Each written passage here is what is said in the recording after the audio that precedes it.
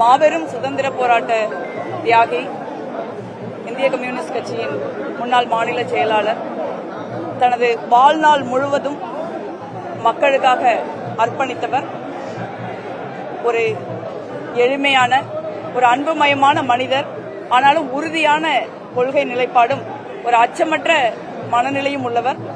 சுருக்கமா சொல்லணும்னா ஐன்ஸ்டீன் காந்தியை பத்தி சொன்னதுதான், இப்படி ஒரு மனிதர் ரத்தமும் சதையுமாக இந்த பூமியில் வாழ்ந்தார் என்றால் வருங்கால தலைமுறை நம்ப மாட்டார்கள் என்று சொன்னார். அது நல்லக்கண் அவர்களுக்கும் பொருந்தும். இந்த பாலன் இல்லத்துல அரசியலுக்கு வந்த ஆரம்ப கட்டத்துல ஏராளமான நேரத்தை நான் அவரோட செலவிட்டிருக்கேன். அப்ப அவங்க இந்திய கம்யூனிஸ்ட் கட்சியின் மாநில செயலாளராக இருந்தாங்க. நேருவை பற்றியே அதிகம் அவரிடமிருந்து தான் நான் தெரிந்து கொண்டேன். ஒரு சின்ன வயசுல எழுதிக்கிட்டு இருந்தப்ப ஒரு சின்ன கதையை கூட படிச்சுட்டு போன் பண்ணி பேசுவாங்க. அந்த மாதிரி அவங்க ஆயிரக்கணக்கான இளைஞர்களை ஊக்குவிச்சிருக்காங்க, கட்சி வித்தியாசம் இல்லாம.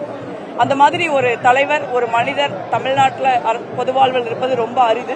அவரை இழந்து வாடும் அவரது குடும்பத்தினருக்கும், இந்திய கம்யூனிஸ்ட் கட்சியின் தோழர்களுக்கும், தமிழக மக்களுக்கும் எனது இரங்கலை தெரிவித்துக் கொள்கிறேன். அவருக்கு நாங்கள் செலுத்துற உண்மையான அஞ்சலிங்கிறது இந்த மாதிரி பொது வாழ்க்கையில் இருக்கிறவங்க அவர் நடந்த கடினமான, நேர்மையான, கொள்கை பிடிப்பு மிக்க எளிமையான பாதைகளை நடக்கணுங்கிறது தான்.